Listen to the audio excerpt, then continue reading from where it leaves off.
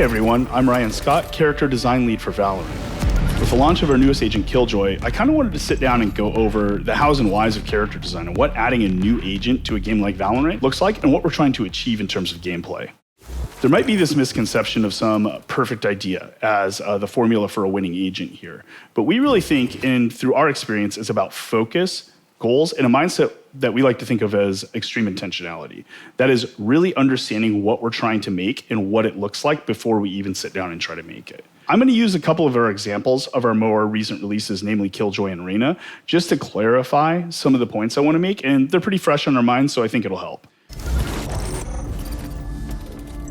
The first thing we like to do is try to define the target player of whatever it is we're trying to make. That is, who should want to play this and why?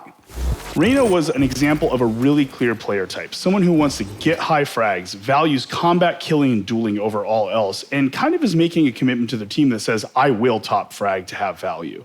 What if we had a character for entry fraggers that wasn't a death sentence against coordinated teams or people who are actually playing well? After we kind of discovered this aspect of who should be playing it, we really want to start on the paper kit at this point. We have a little bit of a target, and this is where we get into the second stage of how we're going to make this game design come to life. Before this, we usually don't have an individual ability, just kind of that target, that area we want to hit. This starts our ability of turning that target into gameplay, and this is where some of the things that are not just about the player experience come online, including the roster impact. The roster impact is really about when we add this character, not only why is it fun to play for the person we want it for, but what's it actually do? Our characters need to do something when they are added to the game, something that adds new opportunities, new challenges to fight against, new team comp opportunities, right? That is what we kind of call this roster impact, and we think it's really important. It's not enough just to be a piece of cool new content or fun for the target player.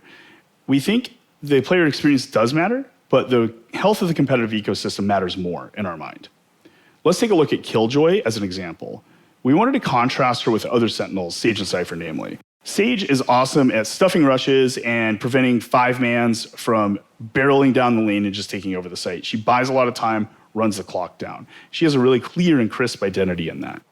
Cypher, on the other hand, is really about wide map control, defensive reconnaissance, and basically putting up stuff so you don't have to put people in those areas to defend them.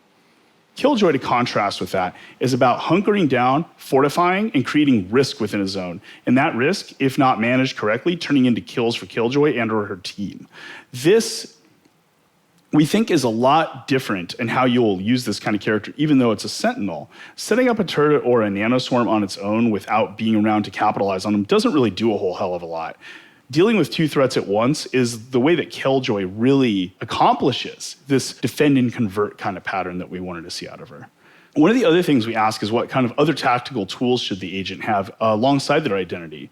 You know, in a game like this, we need a lot of things like vision blocking, a lot of things like breaking utility to kind of round out characters. You need a lot of this stuff on the team, and if only one or two characters has it, they're going to be must-picks every game. Reyna has some of this in her Leer ability. Even though she is about these top frags, she is about popping off and resetting. The Leer ability gives her some breaking utility that for her or her team, she can still have some angle value within the game and make sure that she isn't so reliant on these other non-tactical angle-style tools that she might not ever be used at all. Everything I said, though, is still just a thesis. So we have to prototype and test and answer if the kind of player we think likes this agent actually likes this agent. It's okay if players who don't like this agent are people who aren't in the target audience. You know, people who really like Sage for her defensive ability or her support capabilities probably aren't super thrilled about Reyna. They're very different audiences, and that's okay. We think that's sometimes even means it's being successful. Killjoy is a classic pitch. She's for people who want to defend and be there and defend herself and her zone with her tools. She doesn't want to just stall attackers. She wants to kill them. She wants to make a plan. She wants to have people walking on eggshells to not make a mistake, and she wants to set that whole thing up. The pitch here is really classic. We see it in a lot of different types of games. The challenge was translating it into the tactical loop for us. Reyna, on the other hand, tries to fill the high frags and entry play style by ensuring every single fight is even. You can't trade her, she'll get away with a dismiss. You can't wear her down over multiple fights, she'll heal the full each time. You need to beat her straight up on her terms. And that's the fantasy that a player who says, I'm going to go out there and top frag really wants to see. And then those provide new challenges also for the enemy players to deal with. Through this stage of prototyping, our characters usually evolve a ton. And what we ship is almost never what we started with. And I think that's important that it isn't. You're never right the first time, really. One of the things we really think about when it comes to terms of game balance is a control panel. This is sort of shorthand for the tuning levers that would be available if I'm honest, when stuff is either overtuned or underperforming. This ensures that if character becomes OP or butt tier in some way, we can adjust without having to change the entire identity of the character to resolve it. Changing a character identity sucks and is something we want to use only as a last resort if all of our tuning levers work. So we want to make sure we spend a lot of time on the beginning of the character's life cycle and go, how would we tune this thing if our assumptions, and again, when our assumptions are probably wrong about how balanced this is. In the end, it's about a big picture approach. Balance is temporary and metas come and go. Balanceability is permanent. Reyna has a really good example of this because we've built a bunch of tuning levers in, both generally, but specifically for her. One of her risks is to be too binary by needing kills to activate two of her abilities. This is where Lear really comes into play for her. Lear is a reliable baseline ability that has a lot of value and is stronger than a lot of abilities that are like it. And that lets her anchor that value into an ability that might be a little stronger on average, but since it's anchoring out the rest of the kit, we consider the whole kit as the balance point, not each individual ability by ability. Remember, we're looking to shake up Valorant with new possibilities in ways that fit the tactical loop of the game.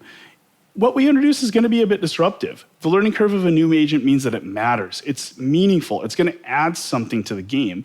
And we think that's a lot better that we might have a bit of a learning curve, or it might be frustrating to learn how to play against, than it is that you go, why did we even add this thing at all? Why does this thing even matter? We want to set our own expectations within our roster and our game, ones that'll likely be spicy or feel maybe really inappropriate inside of another tactical shooter. The tactical loop is our foundation, but it is the start of our journey, not the end. Things like dashing reactively, healing after a fight, even classic stuff like blocking vision, are things that provide exceptions to the tactical loop, the things that provide value. We use these things in sparse, limited doses or with strong constraints on them to make sure that when you can do them, it's not just about being able to do something cool, it's about allowing new strategies, new opportunities, and new possibilities for the game. We hope to be doing this for a really long time, and we're excited to be doing it together alongside of all you, and we'll be listening and adjusting as we go forward. Today is just the start, not even close to the end, and I hope to see you all the way there. Thanks.